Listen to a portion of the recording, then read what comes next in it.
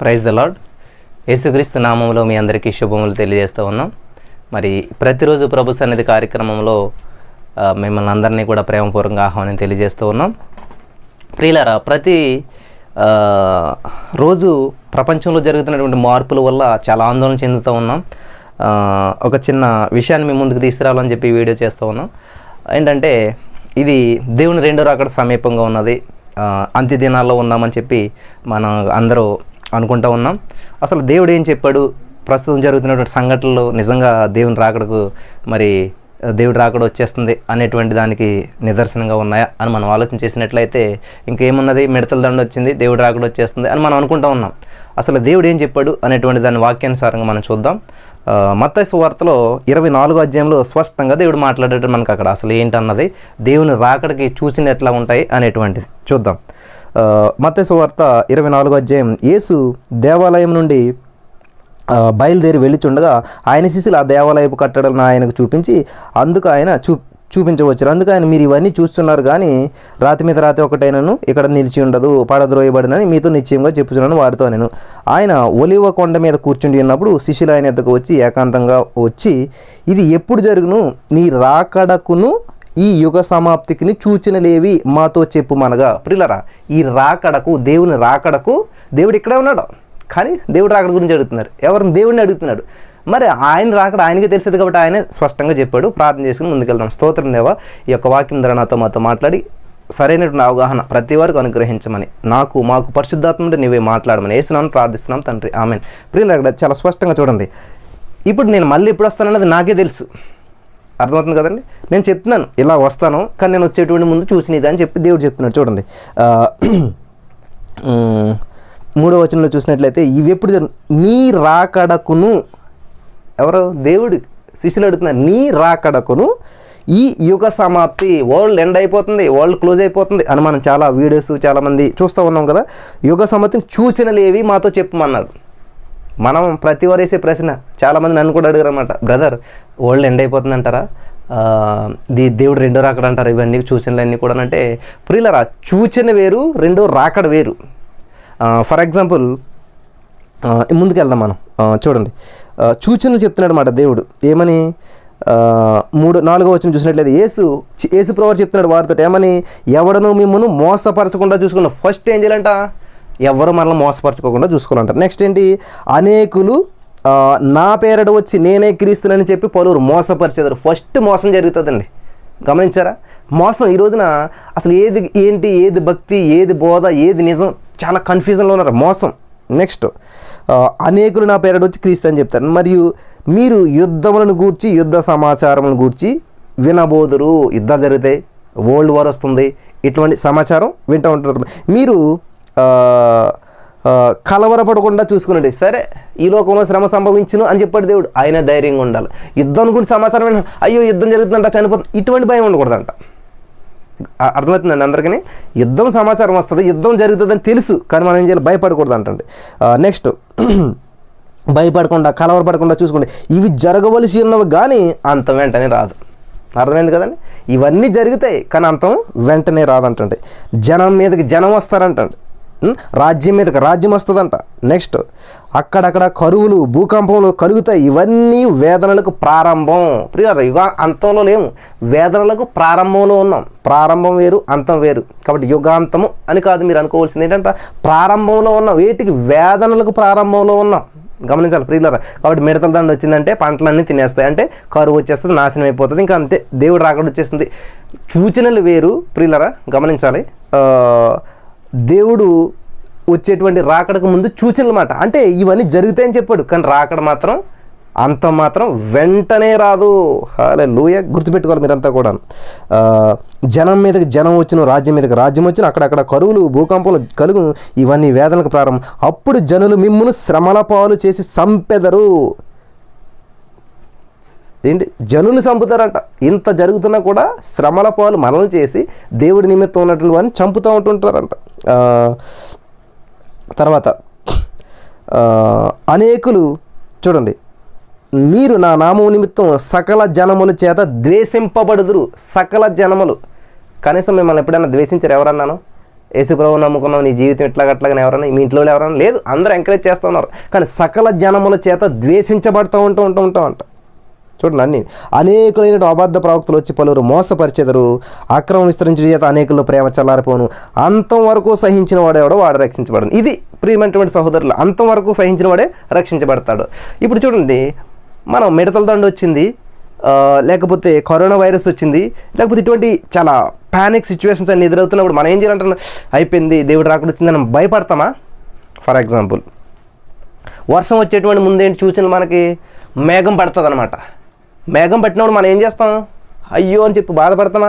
ఎక్కడ బయట బట్టలు ఉన్నాయో తెచ్చుకుంటాం వెళ్ళి చెప్పేసి, ఏదైతే బయట ఉన్నాయో తెచ్చుకుంటాం అనమాట. ఒకవేళ దూరంగా ఉన్నట్లయితే ఇంట్లోకి రావడానికి ప్రయత్నం చేస్తూ ఉంటుంటాం. అర్థమవుతుంది కదండి? మనకు వర్షం వచ్చేసింది సడన్గా, మనం భయపడతామా? భయపడం. ఎవరు భయపడతారంట? ఫర్ ఎగ్జాంపుల్, మేఘం పట్టింది, వర్షం వస్తుంది, నాకేం భయం ఉండదు. ఎందుకని? నా చేతిలో గొడుగు ఉన్నది. వర్షం వచ్చింది అనుకోండి, ఏం చేస్తున్నాను? నేను గొడుగు వేసుకుంటాను. భయం ఉంటుంది నాకు ఇంకా. ఎందుకని? నా చేతిలో గొడుగు ఉన్నది. వర్షం వచ్చినా కూడా అది నన్ను ఏమీ చేయలేదు. ఈ గొడుగు ఆ వర్షం నుంచి నన్ను కాపాడుతుంది కాబట్టి ఇది రక్షిస్తుంది. Don't worry. ఎవరు భయపడతారు వర్షం వస్తేనే? ఈ గొడుగు లేనటువంటి వాళ్ళు. చూడండి, ఇప్పుడు ఈ గొడుగు నా చేతిలో లేదనుకోండి, నేనేం చేస్తాను? అరే వర్షం వస్తుందా, తడిసిపోతున్నా, ఎట్లాగాని వెతుక్కుంటుంటాం, భయపడుతుంటుంటాం. కానీ గొడుగు చేతిలో ఉందనుకోండి, వర్షం రానే వస్తే జస్ట్ మీట్ నొక్కుతాం, వెళ్ళిపోతుంది. కాబట్టి ఆ గొడుగు మనకు కవర్ చేస్తుంది. హల్లెలూయా. నమ్మి బాప్తిసం పొందినవాడు రక్షించబడతాడు. రక్షించబడినటువంటి మీరు ఏం చేస్తారంటండి? భయపడరు, ఆందోళన చెందరు, ధైర్యంగా ఉంటారనమాట. దేవుడు చెప్తున్నాడు, ఈ లోకంలో శ్రమ సంభవించును, ధైర్యంగా ఉండండి అని చెప్తా ఉన్నాడు. కాబట్టి రక్షించబడినటువంటి మనం ఆయన పాదాల్లో, ఆయన యొక్క హస్తాల్లో ఉన్నాం కాబట్టి ఆ గొడుగును మనం వేసుకున్నాం. గొడుగు మనల్ని కవర్ చేస్తుంది. ఏ వర్షము, ఏ ఎండ మన మీద పడకుండాను. కాబట్టి మనకు భయం ఏముంటుంది? వర్షం వస్తుందా రానే, ఎండ వస్తుందా రానే. ఎందుకని? నా చేతిలో గొడుగు ఉంది. హల్లెలూయా. కాబట్టి నేను యేసయ్యని కలిగి ఉన్నాను, నేను గొడుగు కలిగిన, ఐ హ్యావ్ అన్ అంబ్రెల్లా, నాకు గొడుగు కలిగి ఉన్నాను నేను. ప్రియులారా, గొడుగు నేను కలిగినాను కాబట్టి నాకు భయం ఏంటి? వర్షం వచ్చిన ఎండ వచ్చినాను. కాబట్టి ఈ రోజున మనం కలిగి ఉండవలసింది కలిగి ఉన్నామా లేదా అని భయపడాలి తప్ప ఏదో మన మీదకి వస్తుందని చెప్పి భయపడొద్దు. మరి బ్రదరు, మిడతలని రావటం వల్ల పంటలన్నీ నాశనం అయిపోతున్నాయి కదా అంటే, ప్రియులారా, కృంగదీయువాడు ఆయనే, లేవనెత్తువాడు ఆయనే. ఈ రోజున పంట నష్టం వచ్చిందంటే దేవుడు 1000 అంతలు ఇవ్వగలిగినటువంటి దేవుడు మన దేవుడు, సమృద్ధిని ఇవ్వగలిగినటువంటి దేవుడు మన దేవుడు. కాబట్టి ఇక్కడ మనం ఏంటంటే, శ్రమ వచ్చినప్పుడు దాన్ని ఎలా ఎదుర్కోవాలి, ఎలా తట్టుకోవాలి, ఎలా సహించాలి అన్నటువంటి చాలా ఇంపార్టెంట్ అనమాట. సిద్ధపాటు మనలో ఉన్నదా? గొడుగు మన చేతిలో ఉన్నదా? రక్షణ మనం కలిగి ఉన్నామా? రక్షణ కలిగి ఉంటే మనం భయపడం, ఆందోళన చెందాం. ఎందుకంటే ఒక 50 సంవత్సరాలు బతికినా, 100 సంవత్సరాలు బతికినా వెళ్ళవలసిందే పైకి. కానీ 50 సంవత్సరాలు 100 సంవత్సరాలు బతిగా ఉన్నది కాదు, కానీ సిద్ధపడినామా? Are you ready? అదనమాట వెరీ ఇంపార్టెంట్ విషయం చెప్పాడు దేవుడు. 13వ వచనం, అంతం వరకు సహించిన వాడెవడో వాడే రక్షించబడును. మనుషుల మీద మనుషులను అప్పగించేస్తానంటాను. ఇదిగోండి, ఈయన దేవుని నమ్ముకున్నాడు, తల్లిని పిల్లలని తల్లి అప్పగించేటటువంటి, ఇలా అప్పగించేసేటువంటి వాళ్ళు చాలామంది ఏర్పడుతుంటారు. నాకు తెలియదండి దేవుడు అని చెప్పి పేతులాగా మాట్లాడేవారు, యూదాలాగా అప్పచెప్పు, ఇవన్నీ వస్తాయంట. కానీ మనం ఈ యొక్క వర్తమానం ద్వారా నేను తెలియజేయవలసింది ఏంటంటే, చెప్పదలుచుకున్నది ఏంటంటే, ఈ వాక్యం చదువుతున్నప్పుడు నిజంగా వచ్చేసిందండి దేవుడు రెండో రాకడ, ఉగ్రత వచ్చేసింది, అయిపోయింది, వరల్డ్ ఎండ్ అయిపోయింది అనుకుంటున్నారు. కానీ ఇదేంటి? ఆరంభం మాత్రమే. ఏంటంటే ఇవన్నీ కూడా శ్రమలకు ఆరంభము. హల్లెలూయా. దేవుడిని అడిగారు మాట స్పష్టంగా. యేసుప్రభువు చెప్పారండి, ఎవరో ప్రవక్త చెప్పిందో ఎవరో కాదు మాటలన్నీ ఎవరు చెప్పారంట? యేసుక్రీస్తు ప్రభు. అక్కడక్కడ కరువులు, భూకంపాలు ఇవన్నీ సంభవిస్తాయి, కానీ ఇవన్నీ ఏంటంటే వేదనలకు ప్రారంభం అండి, ఎండింగ్ కాదు. ఓల్డ్ ఎండింగ్ అవ్వట్లేదు ఇక్కడ. చెప్తున్నాడు కదా ఇక్కడ దేవుడు స్పష్టంగా చెప్తా ఉన్నాడు.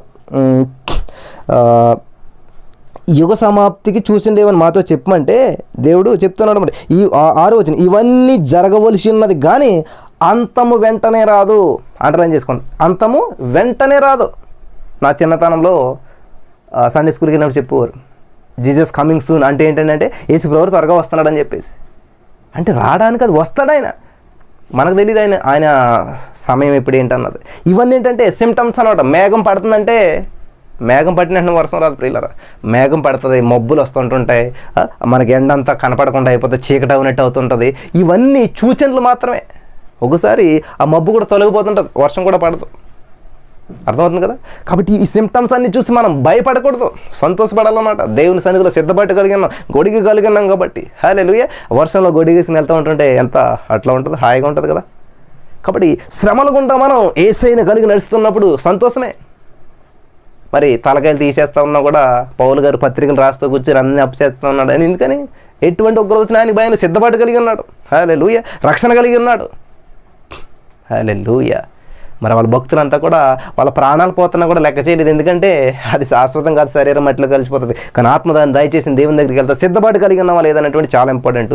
ఈరోజు నీ వాక్యం ద్వారా మీరు బలపడతారని చెప్పి ఈ విషయాలు మీ ముందుకు తీసుకురావడం జరిగింది. కాబట్టి మనం భయపడవలసింది శ్రమల్ని, ఉగ్రతలను వచ్చి వాటిని బట్టి కాదు, ఇవి వస్తున్నాయి అవి వస్తున్నాయని కాదు.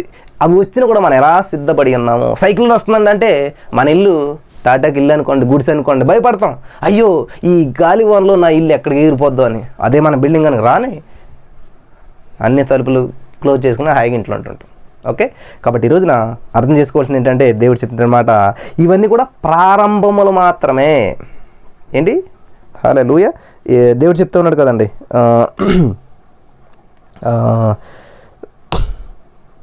ఈ హల్లెలూయా, థ్యాంక్ యూ జీసస్. హల్లెలూయా. జరగవలసిన కానీ అంతం వెంటనే రాదు. ఇవన్నీ వేదనలకు ప్రారంభము, స్టార్టింగ్ అన్నమాట. హల్లెలూయా.